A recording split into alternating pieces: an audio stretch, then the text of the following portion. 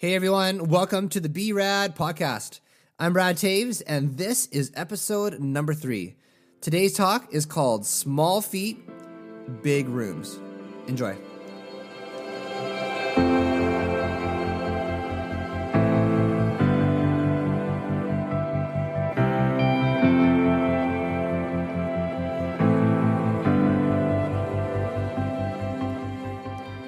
So as I'm recording this today, it is cold. I live in Canada, close to Toronto.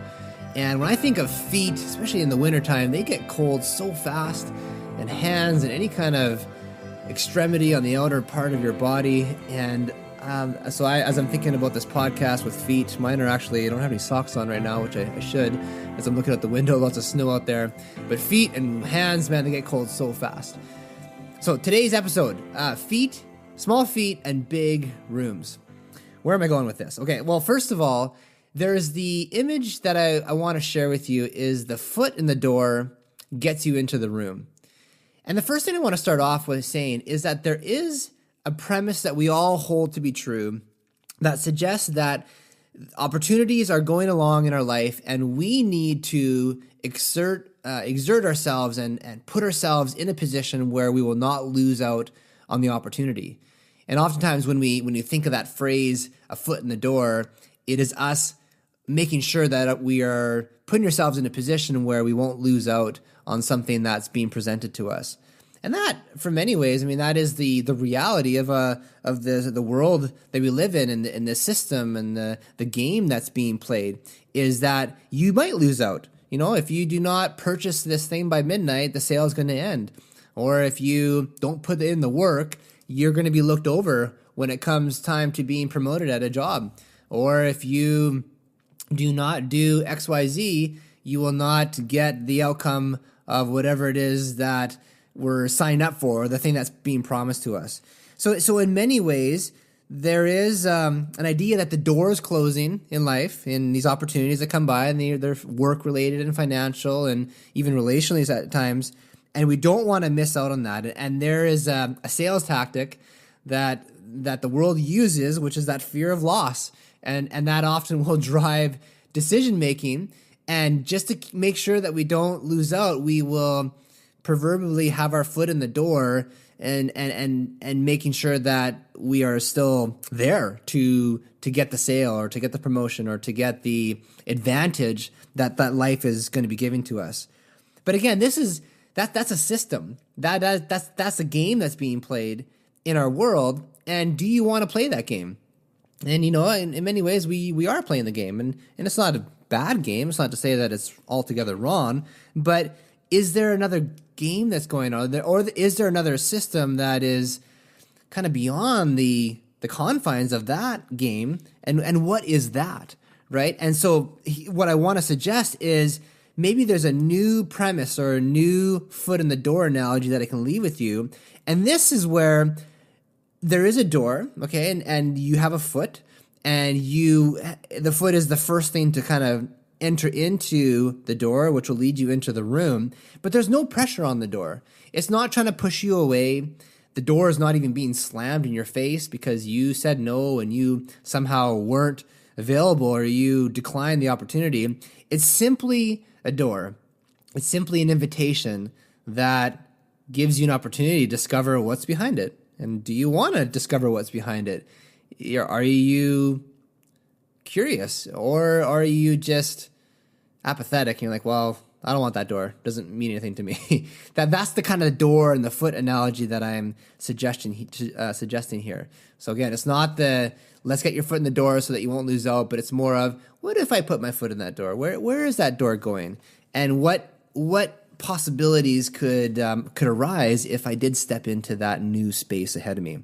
So what are some things that could equal this foot in the door? So here's a couple that I'll throw out to you. The first one is it could be simply a thought in your mind. It could be an idea, some sort of image that is present to you. And it could be an idea that is recurring. It's not just a one-off idea, but you've had it maybe for years or your whole life. And it just starts off with a gem of a thought. That itself could be a foot in the door that will lead you into another room. It could be actual words that are spoken. things that you have said coming out of your mouth, or things that have been said to you from other people, which is hugely massive, right? I mean, I can think of examples of things that were said to me years and years ago, and still they are with me and they affect me.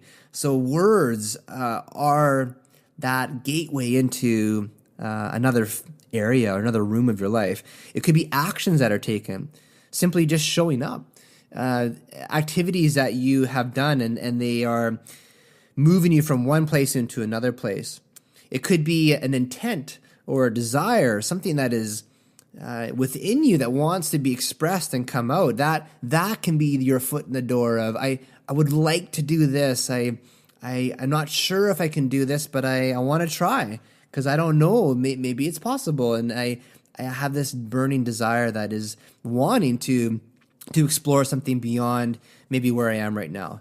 So those are some ideas as to what this kind of foot in the door could be.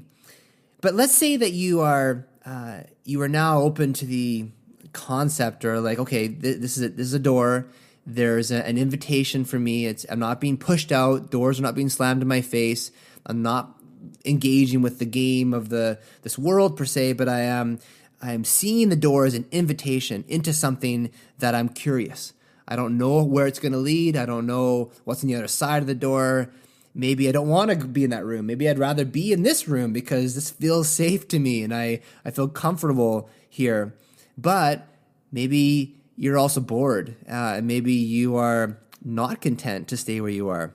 And so that foot, that little small decision, that thought, that feeling, that intent can be this first step for you that moves you into another room. So now there's the foot. So now what about the feet in the room? Because that body part is still needed once you have maybe stepped into the room. So imagine for me that you're at a door, you step into the door, and now you're in the room. Well, what's going to carry you around in that new space? Well, part of it's going to be the feet that got you there.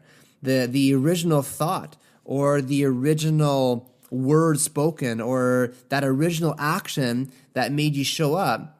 Maybe that thing has to keep happening over and over again, repeating itself for you to explore now the room that you have stepped into.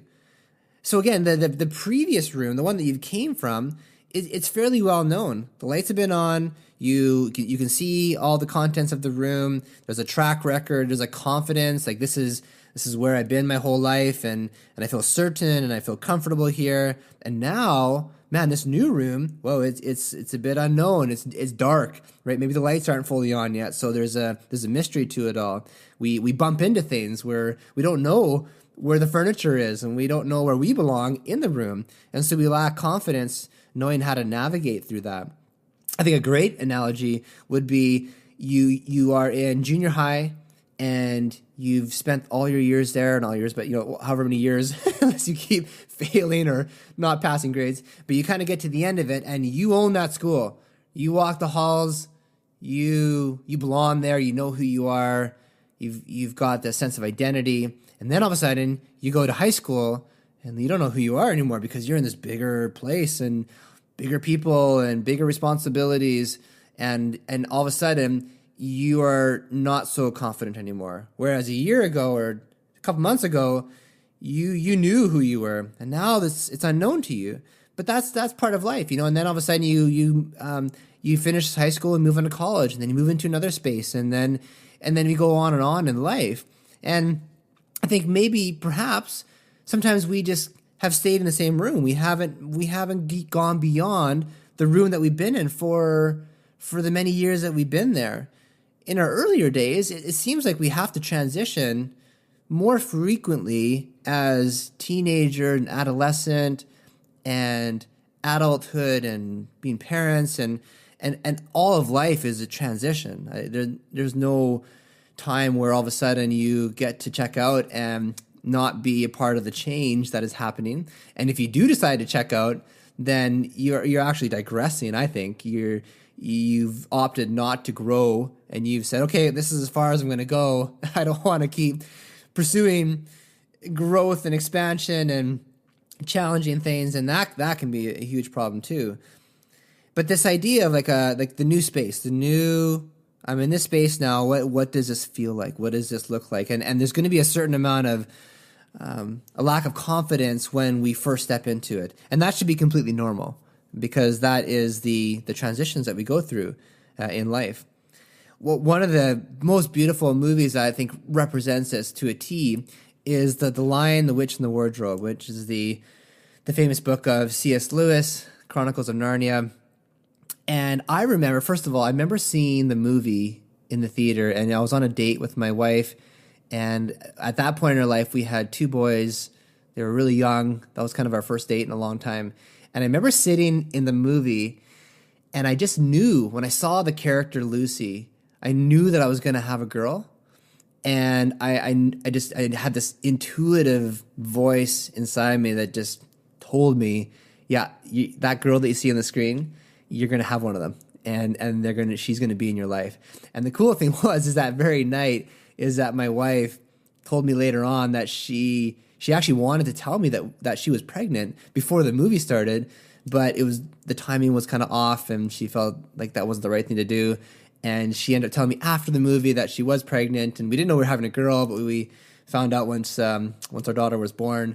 And so that's really an amazing story for me of just my connection to this movie. But just kind of a side note. But anyway, so Lucy, so she's the character, the little girl of the four siblings, and she is the one that discovers that big wardrobe in the room.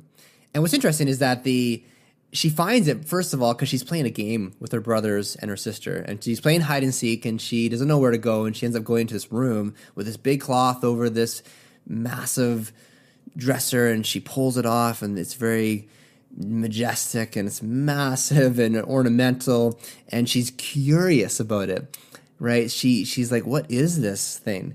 And she steps into it because she's trying to hide from her brother and sister, which is the game. But she has this curiosity that gives her permission to step into this very unknown, mysterious thing in front of her. So she steps into it, and she is walking backwards because she's still looking at the door and the little sliver of light that's coming in through the wardrobe. And she's moving her way deeper and deeper into the wardrobe until her hand touches this tree, this frozen tree, and it kind of pokes her hand. And even as I'm talking here now, there's a lot of snow coming down. I see this tree in front of me with snow on it, so the visuals are really strong for me. So she touches, the tree touches her hand, and with awe and wonder, she turns around and she sees this magical land that she's just stepped into. And then from there, the movie plays out, as we know, and they have all these epic adventures and unbelievable storytelling and different characters. Just a beautiful film of awe and discovery. But it all happened because her little feet stepped into this wardrobe through a door, and that door led into an amazing world and room. And she would have not experienced that had she not taken that little small incremental step to explore something that was beyond it, that just blew her mind and changed her and her brothers and her sister forever. So it's a beautiful story, and I think it's important that we first of all understand that those little feet of ours, they do lead us to big places. We will often see other people perhaps living a life. They inspire us by the work that they do, the places that they travel, and we see the bigness of what's going on. And in history, too, we can look back and you can look at people's lives and be dramatically impacted by what they've done. And yet, for them to get to those places, it was smallness that led them there. It was the little feet that made little decisions that got them through a door that they didn't know where it led to, but they said yes. And they weren't afraid to step into something that was unknown to them, and it led into something much bigger and a bigger awareness and a bigger room to be in.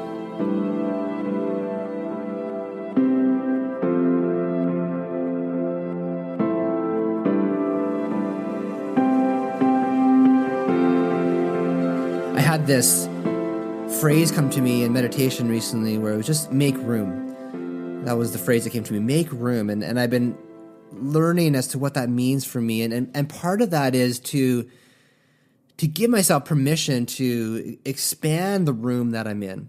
And if I'm in a room, metaphorically speaking, that is too small, then am I willing to step into something that is a little bit bigger, that will allow for the making of room? Because maybe where I am right now, it's not big enough, and there needs to be maybe a bigger room for me to step into.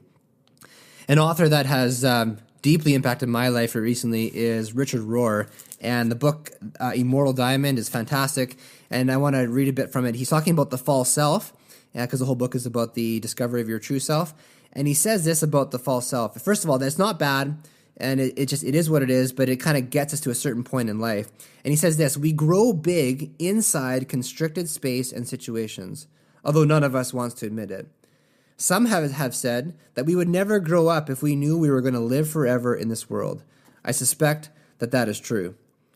The whole idea here, as he's saying, is that the false self does grow very big within a very constricted, limited space.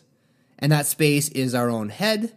It's our own system of the world that we live in, going back to the sort of that false premise of loss of opportunity and scarcity. While the ego, it will thrive in that environment where you give it constrictions and you say, here's the rules, here's the game to play by, don't lose out, and here you go. And the ego will grow very big in that environment. But if we knew, like Richard Rohr is saying, if we knew that we would live forever, then would we grow up? Would we choose to actually grow up in this world if we knew that love was expansive and it had no limits? If there was an infinite playground to play in, would we decide to go in that journey? Certainly the ego doesn't want to go there. The ego was kind of like the warm-up act, he calls it, that gets us and establishes our identity in this first half of life. And we fall in love with that. We fall in love so much with that part, like the junior high school person that I was and you once were. We fall in love with being the top dog in our school, but we're not so sure if we can handle stepping into another space that makes us small again. Because the bigger room that you're in, the smaller you might feel. And that doesn't mean that you're a small person. It just means that the space that you're in now is bigger. It's grown. And of course you're going to feel small because it's a more expansive place to be in. But that's my hope, at least for you guys and for myself, is do we not want to live in those places? Do we not want to be in an environment where there's room for growth, there's room for expansion, and allowing ourselves to stay in that room? Here's another thought I want to leave with you as well, is I listened to a podcast a while back, and they're talking about relational commitment, and when things get really difficult, this mantra that she said was, I'm just going to stay in the room. Even though this is difficult and I don't want to talk about this and it brings up a lot of hurt and anger, I'm going to decide to stay in the room with you, with the divine, in this conversation, because I don't want to leave the room here. It's important that we do that. And I think that's important too if we are going to step into bigger spaces and leave the room maybe that we're currently in. If we're going to step into another space, we may want to leave that room too, because it's unknown, and I don't know how to deal with this. These thoughts are too big, or this brings up too much wounds from the past, and I don't know how to do this. This is just beyond me. I would encourage us to stay there, because if we run away from that room, where are you going? Are we going to go back to the room we came from and say, well, I don't like that room, and let's go back to what was comfortable? But then we haven't gone anywhere. The room is bigger than the door. The room is bigger than the feet. But the feet, again, I think this is where I want to land, is the feet are the thing that helps us get through the door. And it helps us to get into the room, and it helps us explore the room. All those little small choices that we make every day of whether we will do this or that, those choices and those attitudes and thoughts, they help us explore the space. They help us to stay in the room. They help us to make room within ourselves for a greater perspective than what we had before, for an expansion of love, for a more intuitive self, or trusting our intuitive self, that we can be led and that we can be guided. So your small feet, embrace them. Know that they are good. Know that they are helping you towards a much, much bigger room. And much like the movie, The Lion, the Witch, and the Wardrobe, those little steps that you're taking into the wardrobe, who knows where they're going to take you? They might take you to an amazing world where you will encounter the most magnificent backdrop and plot and story and motive and desire. And that would be amazing.